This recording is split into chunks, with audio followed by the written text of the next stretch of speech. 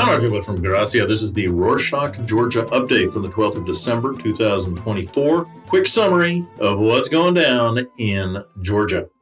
Tuesday the 10th, the diplomatic service of the European Union issued a statement regarding the ongoing protests in Georgia, urging the government to de-escalate the situation. The statement focused on the arrest of protesters and the violence committed against them, while stating that those responsible for the violence, mainly police officers and groups associated with them, remain unpunished. Of the 400 people arrested, 300 had physical injuries and needed medical treatment. Widely reported that it was intentional while people were constrained after arrest. The statement also referenced reports by civil society organizations and the Public Defender's Office about potential cases of torture and inhuman treatment of detainees. Also said that it was the actions of the Georgian government that led to the suspension of the EU's extension talks, and that the EU will discuss further actions regarding Georgia on the 16th of December during the Foreign Relations Council meeting. In response to the demonstrations, the sham parliament of the Georgian Dream, or the Kotsebi, planned to introduce two new laws. First law would ban the wearing of masks or any face covering during demonstrations.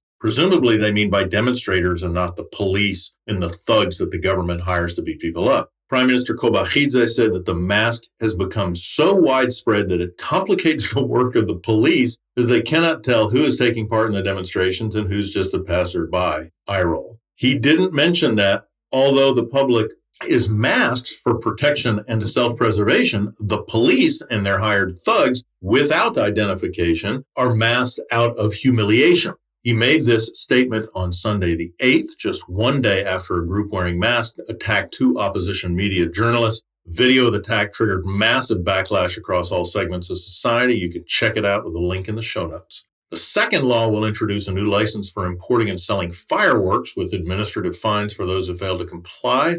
The law responds to protesters using fireworks in confrontations with the police.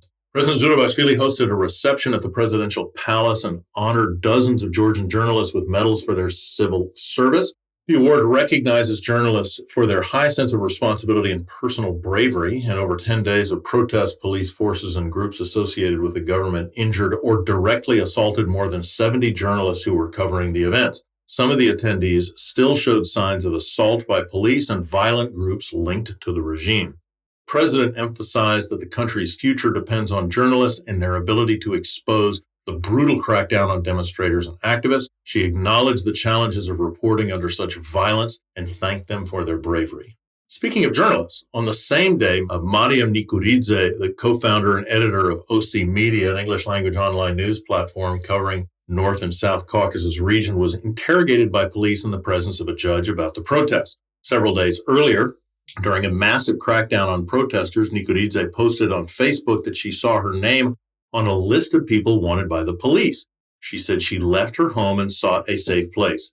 Later, she received a call from the police summoning her for interrogation. She agreed to the procedure, but only with a judge present. According to Nikuridze, the police asked very general questions, seeking confirmation that the demonstrations were violent and that protesters were not obeying lawful orders, saying this justified dispersing the demonstrations.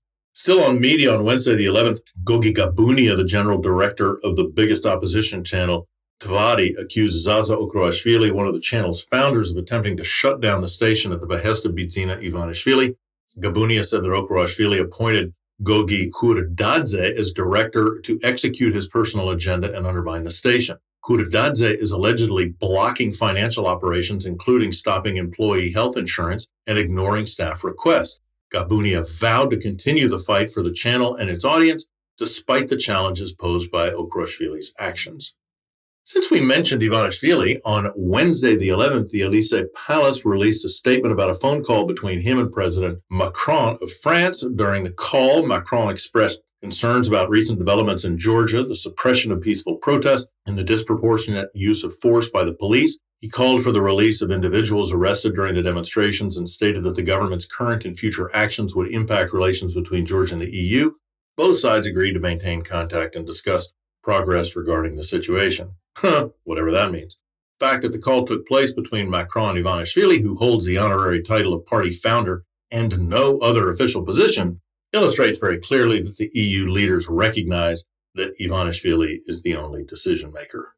On Tuesday the 10th, Peter Szijjártó, Hungary's Minister of Foreign Affairs, announced that his country would block any EU sanctions against members of the Georgian government. Szijjártó said that Brussels was putting heavy pressure on the Kocevi, which he described as a patriotic and conservative government, by which he means fascist. He confirmed that the discussions about sanctions were ongoing, but emphasized that since the EU requires unanimity from all member states, Hungary would veto any such measures. The discussion about sanctions resurfaced after Pavel Herzinski, the EU ambassador to Georgia, stated that the violence against peaceful demonstrators and journalists clearly warranted sanctions.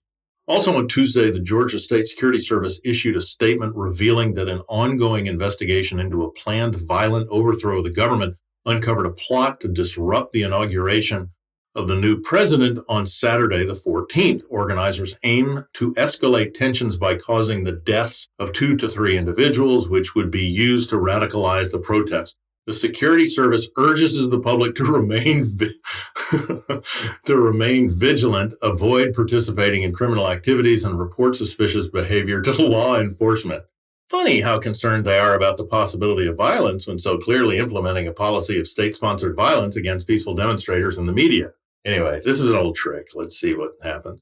In other news, on Wednesday, the 11th, Gogi Gacharia, leader of the opposition party for Georgia, or Sakartvelostis, gave an interview on the opposition channel Pirveli, where he said that over 100 people in the Ministry of Internal Affairs handed in their resignations in protest of recent events. However, higher-ups are not signing the papers and refuse to let them go, so they don't give a sign of inner discontent happening at the ministry.